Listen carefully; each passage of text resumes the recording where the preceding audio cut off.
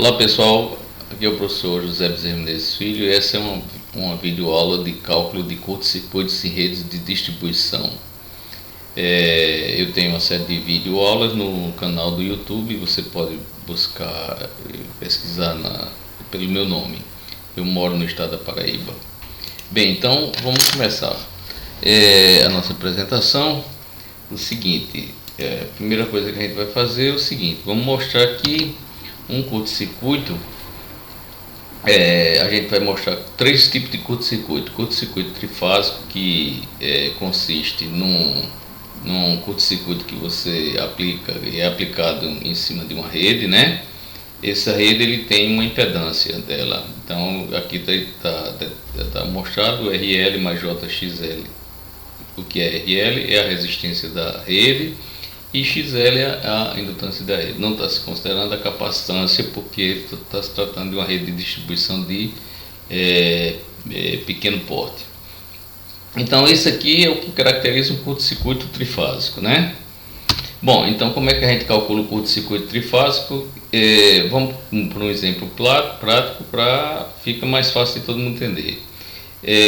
Vamos supor que eu tenho esses valores aqui. O valor de resistência é 0,75172 e o valor da reatância da linha é 2,3903.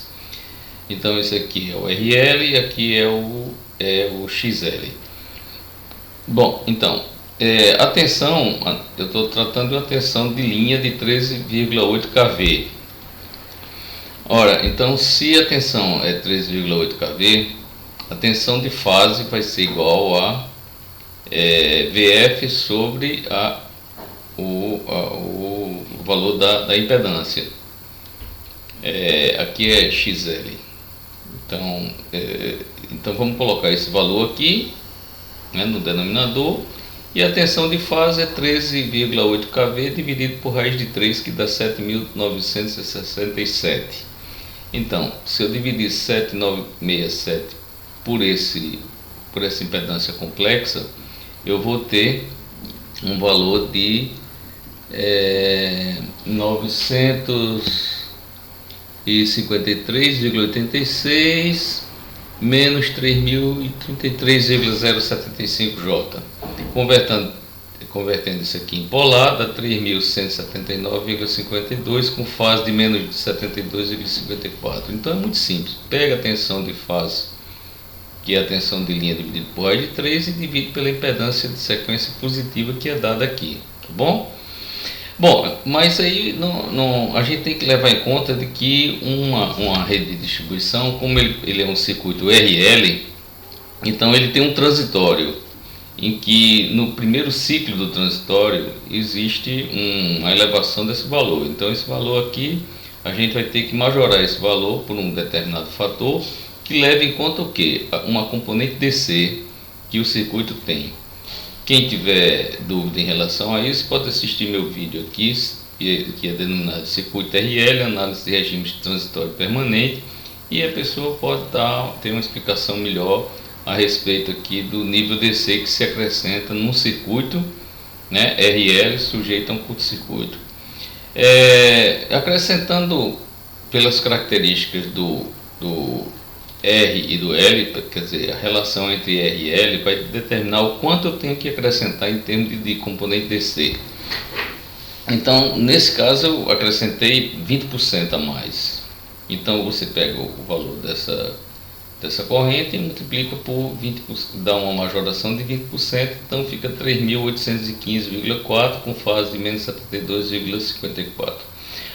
É bom lembrar que essa majoração aqui depende da relação entre XL e R, tá bem? Então na literatura especializada também se encontra essa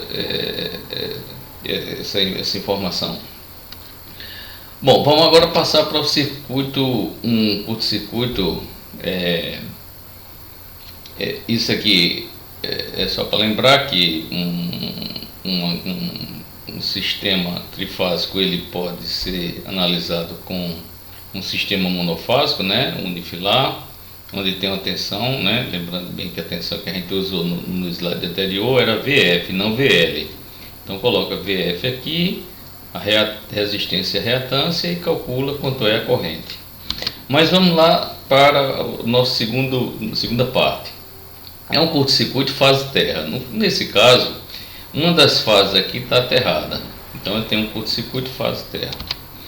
Como é que eu vou calcular esse curto-circuito fase terra? Eu vou fazer uso das componentes simétricas, né? Então isso aqui é a componente de sequência positiva, o circuito de sequência positiva. Aqui é o circuito de sequência negativa e aqui o circuito de sequência zero. Eles estão em série, né? As impedâncias estão em série aqui e a tensão que se aplica nele.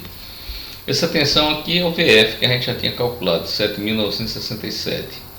A impedância de uma linha de transmissão, de distribuição de sequência positiva é a mesma da sequência negativa. Então esse valor que a gente usou aqui do cálculo trifásico, a gente vai utilizar agora nesse nosso caso também como o valor da sequência negativa. E a gente tem que ter também o valor da sequência zero. Observe que essa corrente aqui é I1, a corrente de sequência positiva é igual à corrente de sequência negativa, que é igual à corrente de sequência zero. E como é que você calcula qualquer uma delas aqui? É só dividir a tensão pela somatória de todas as impedâncias. Então está aqui. É o que eu fiz. Então vamos lá. Eu tenho a impedância de sequência positiva, que é 0,75172 mais 2,3903J, né? A impedância de sequência negativa é a mesma, né? A impedância de sequência zero é uma informação que a gente tem que colocar. Aqui está faltando um J, dá 1,14628 mais 3,86941J. Somando esses três fatores aqui, Z1 mais Z2 mais Z0, você tem essa impedância total aqui, 2,64972 mais 8,65J. Então, se eu dividir, como é que eu vou calcular a corrente então? É só dividir a tensão de fase pela somatória dessas impedâncias, que é isso aqui, né? Divido 7.967 pela impedância total. Essa vai dar o valor de I1, ou I2, ou I0. Mas para saber a corrente de curto-circuito, tem que multiplicar por 3. Então esse valor aqui, está aqui dado, né? Multiplicado por 3 vai dar esse valor, né? Retificando. Então isso daqui, passando para polar, dá isso aqui, né? Multiplicado por 3 dá 2.641,94, fase de menos 72,96 graus. Então essa é a corrente de curto-circuito fase terra. Como é que eu consegui? Multiplicando, fazendo o cálculo das correntes I1, ou I2, ou I0 e multiplicando por 3. Então fica aí esse valor. Vamos ver agora o terceiro curto-circuito que a gente tem. Curto-circuito fase-fase. Então se trata de uma linha que ocorre um curto-circuito em duas fases. Vamos chamar isso aqui de curto-circuito FF, fase-fase, tá bom? O nosso circuito equivalente então fica dessa forma. Eu tenho a tensão, a impedância de sequência positiva e a impedância de sequência negativa. Eu não vou mais usar a impedância de sequência zero, porque ela não tem, as correntes circulam entre as fases, não pela terra. Nesse caso dá para perceber claramente que I1 é menos I2. Então o resultado de I1 aqui, eu vou obter o resultado de I2 apenas multiplicando por menos 1, né? I1 é igual a VF, né, pelo circuito aqui, VF dividido pela soma das impedâncias. Então, novamente, Z1 e Z2 são iguais, como a gente já tinha falado. Coloca esse Z1 e Z2 aqui, ó, quer dizer, coloca esse aqui, multiplica por 2 e encontra o valor da corrente I1. Então, esse é o valor da corrente I1. A corrente 2 é esse mesmo valor, tá bem? Esse mesmo valor aqui. Se a gente colocar ele,